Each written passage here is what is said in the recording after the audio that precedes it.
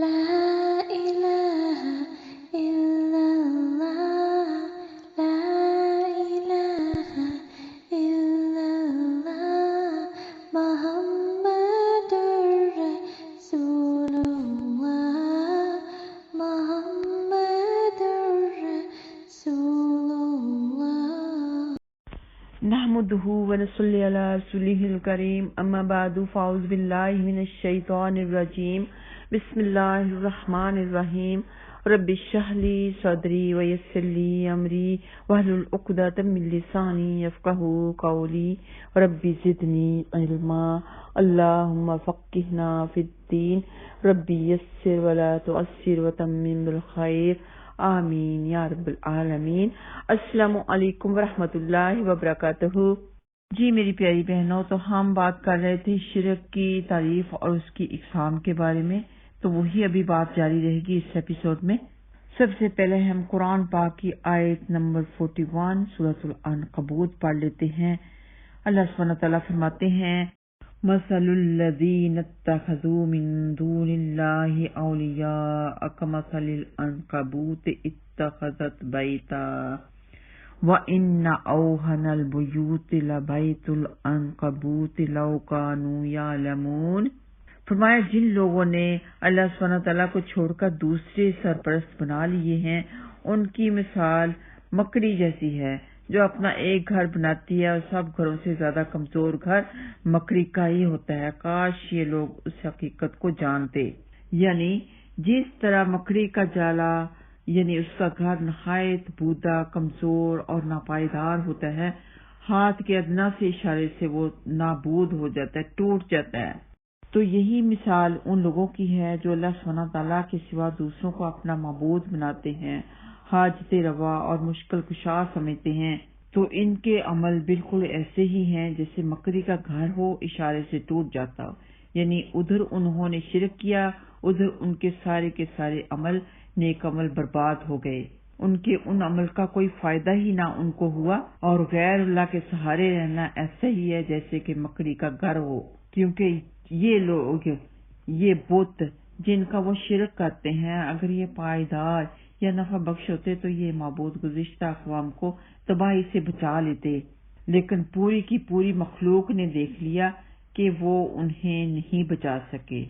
اور سورۃ الحج آیت نمبر 74 میں اللہ سبحانہ تعالیٰ فرماتے ہیں، جس کا ترجمہ ہے اے لوگو ایک مثال دی جاتی ہے، اسے غور سے سنو۔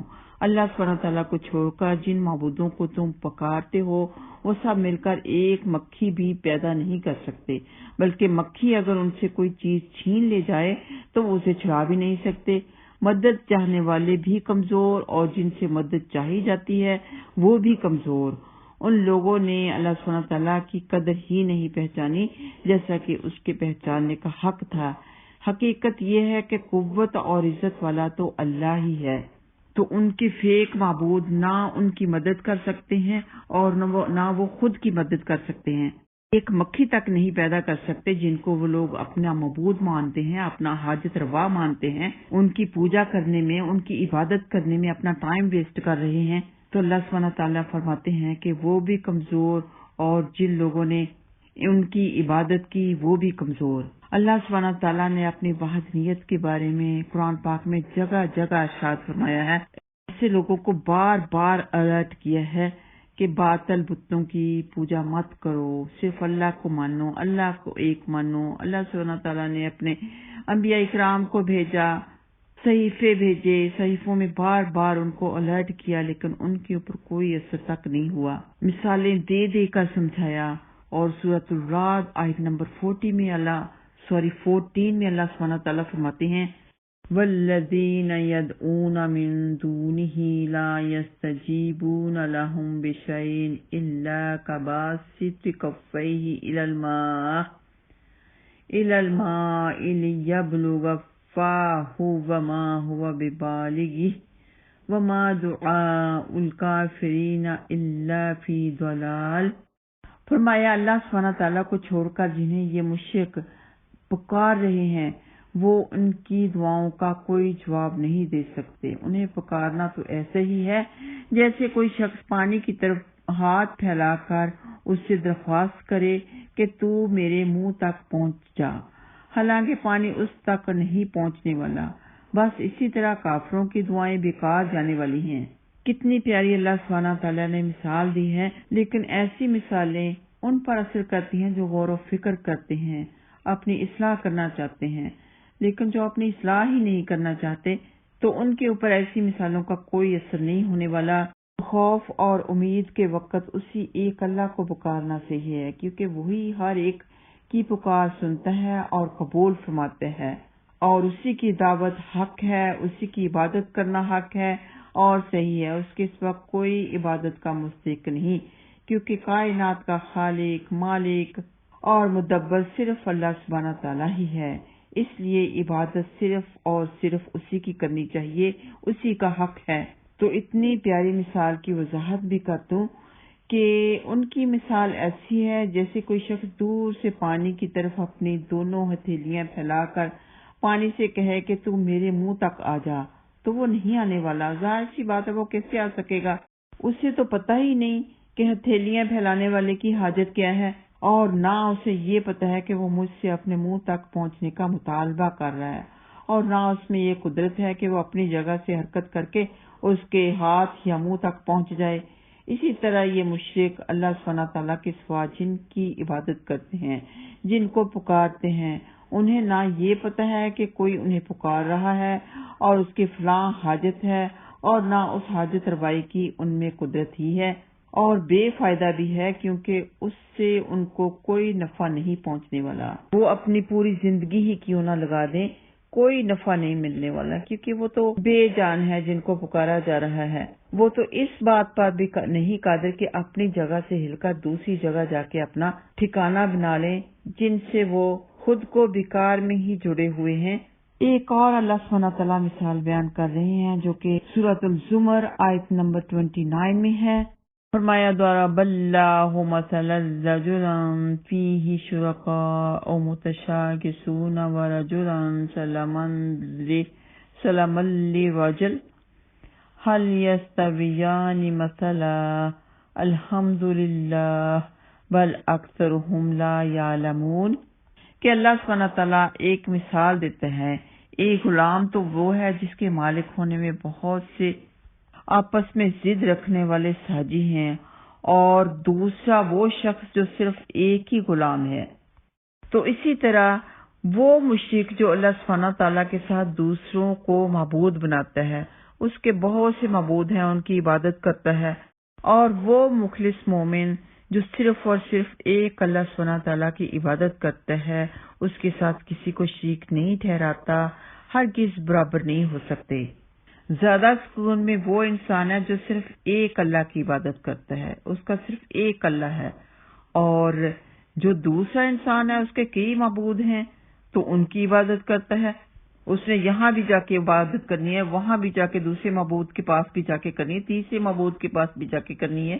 وہ کئی معبودوں سے مانگتا ہے، اور مخلص مومن صرف ایک اللہ سے مانگتا ہے۔ تو سب تعریفیں اللہ تعالیٰ کے لیے ہیں، اور سورۃ النحل میں بھی اللہ سبحانہ تعالیٰ نے اپنی تعریف کے بارے میں فرمایا ہے، آیت نمبر 75 ہے، جس کا صرف ترجمہ ہی پڑھ لیتے ہیں۔ اللہ تعالیٰ فرماتے ہیں کہ اللہ تعالیٰ ایک مثال دیتا ہے، ایک تو ہے غلام جو دوسرے کا مملوک ہے اور خود کوئی اختیار نہیں رکھتا، جیسے مشرکوں کے ٹھہرائے ہوئے شرکاء ہیں۔ تو دوسرا شخص وہ ہے جسے ہم نے اپنی طرف سے اچھا رزق عطا کیا ہے، اور اس میں سے کھلے اور چھپے اپنی مرضی سے خرچ کرتا ہے، یعنی پوری طرح با اختیار ہے۔ اور سورۃ النحل کی آیت نمبر 75 میں اللہ سبحانہ تعالیٰ ایک اور مثال بیان کر رہے ہیں، جس کا ہم صرف ترجمہ ہی پڑھیں گے۔ اللہ سبحانہ تعالیٰ فرماتے ہیں، اللہ تعالیٰ ایک مثال دیتا ہے، ایک تو ہے غلام جو دوسرے کا مملوک ہے اور خود کوئی اختیار نہیں رکھتا، جیسے مشرکوں کے ٹھہرائے ہوئے شرکاء۔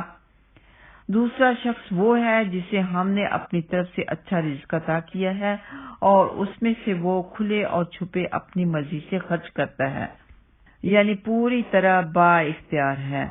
بتاؤ کیا دونوں برابر ہیں؟